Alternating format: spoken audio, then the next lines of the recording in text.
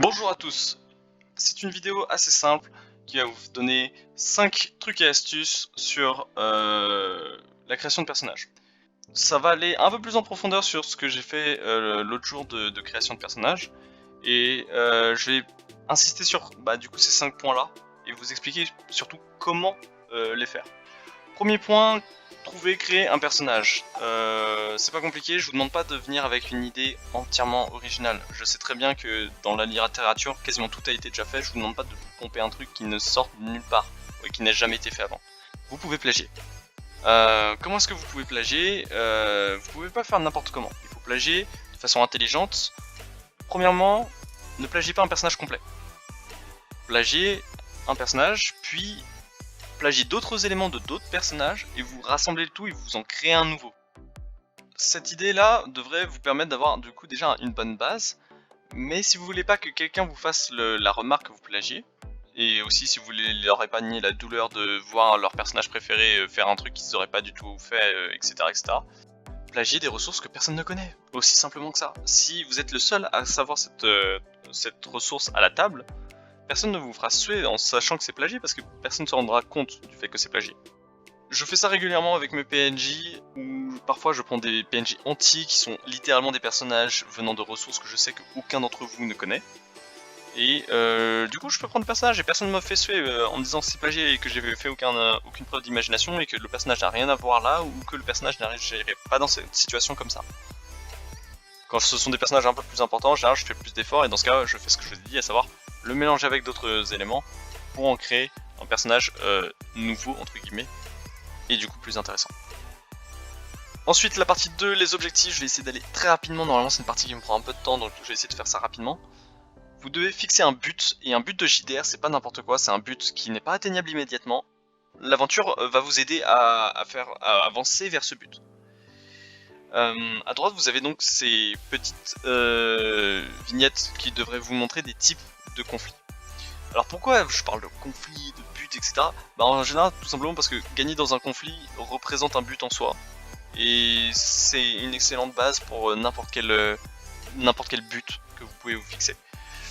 Je vais détailler ceux qui ont le plus d'intérêt, je trouve, dans un JDR, et les plus simples à faire. Il y a le man versus man, donc homme versus homme.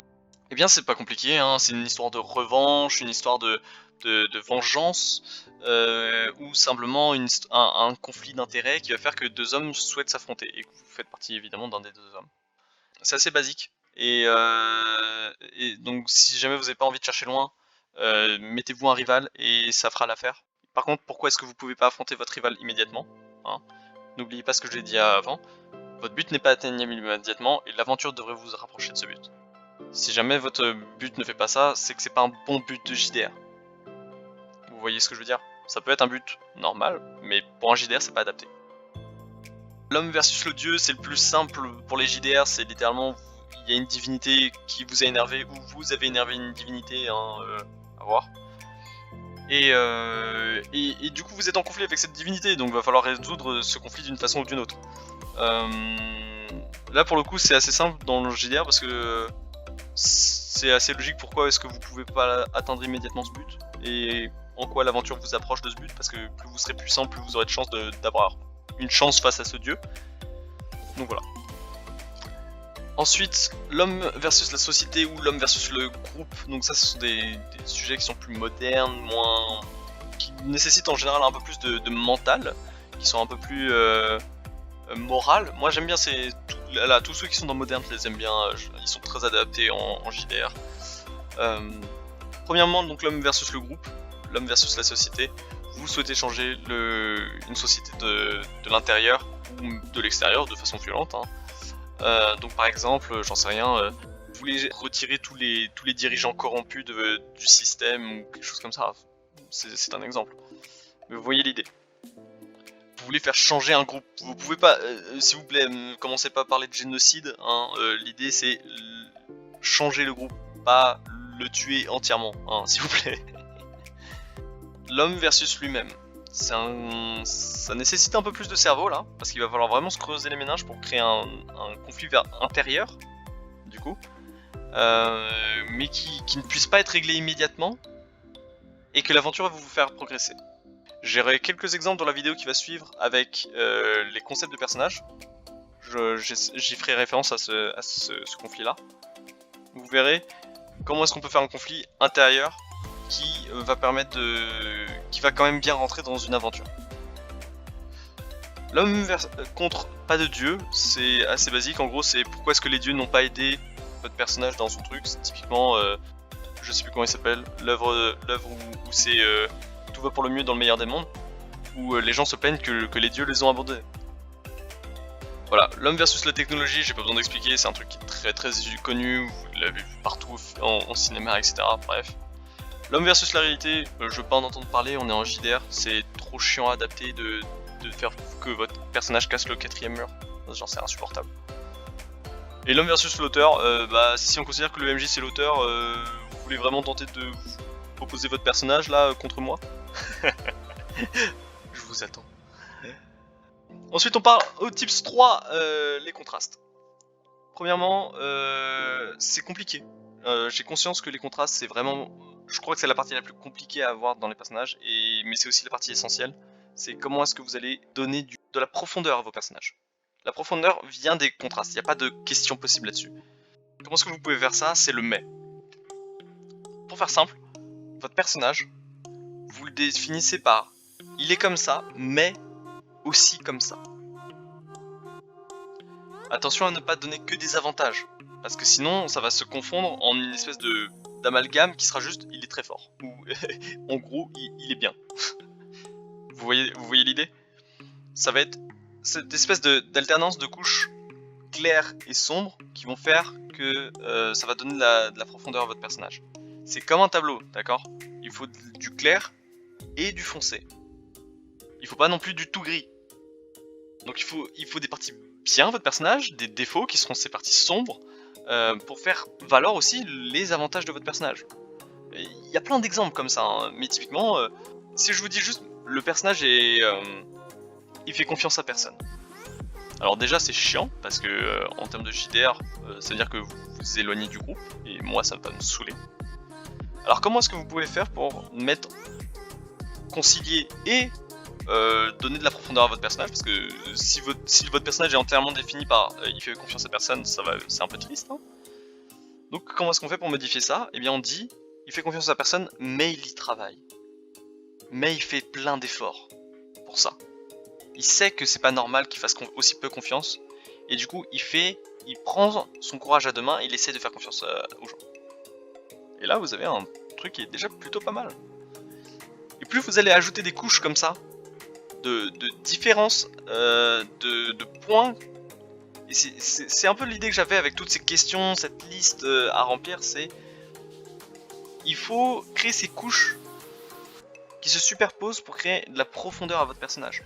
Attention, ceci est un message d'alerte à la population. Vos programmes sont momentanément interrompus. Ce n'est pas un exercice. Ceci est une alerte, une catastrophe est en cours. Pour votre sécurité, veuillez suivre les instructions qui vont s'afficher. Les deux points que je vais aborder là, le partie 4 et la partie 5, sont les parties les plus importantes de cette vidéo.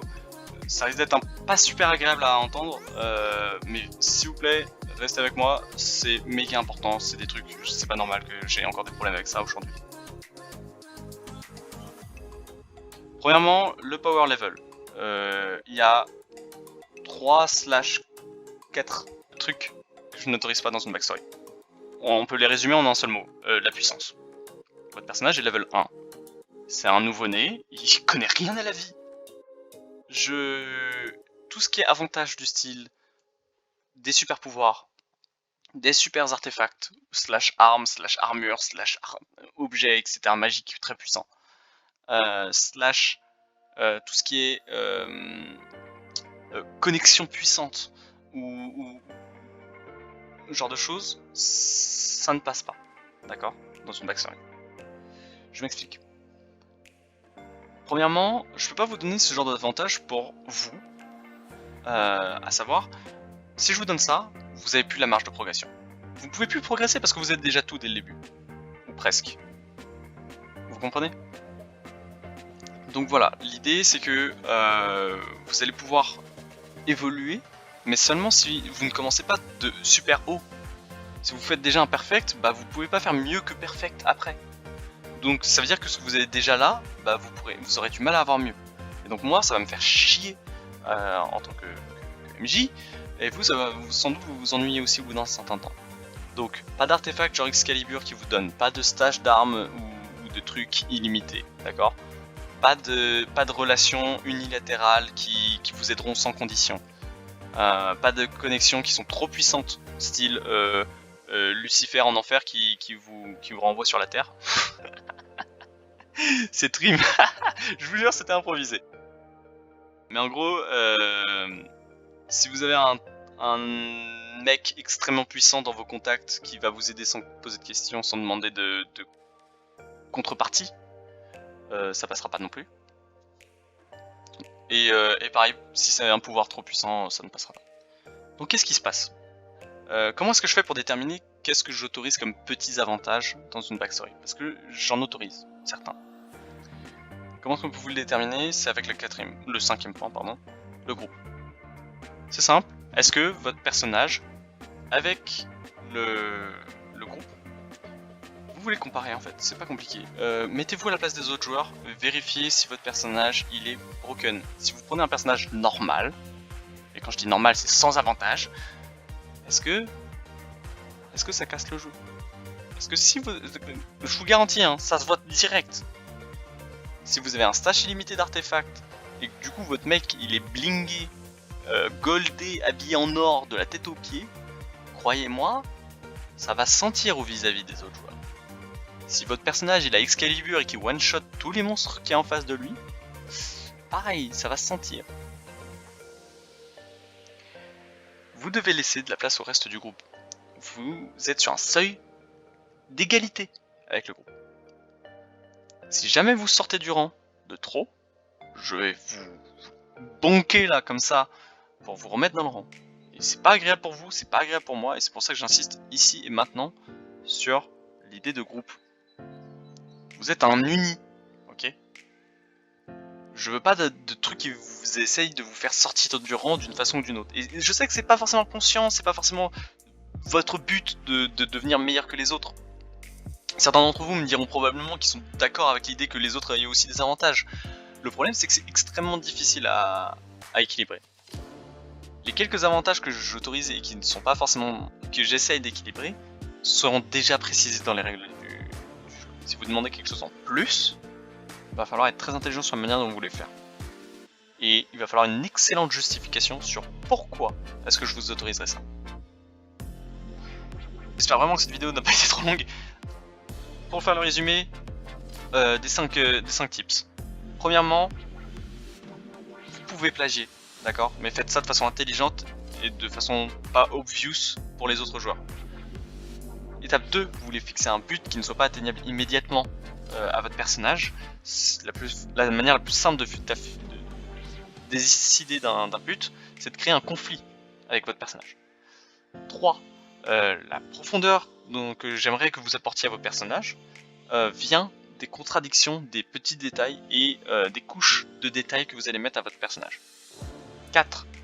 Cherchez pas à obtenir d'avantages trop puissants parce que ça va ruiner le jeu pour vous, pour moi et pour le reste du groupe.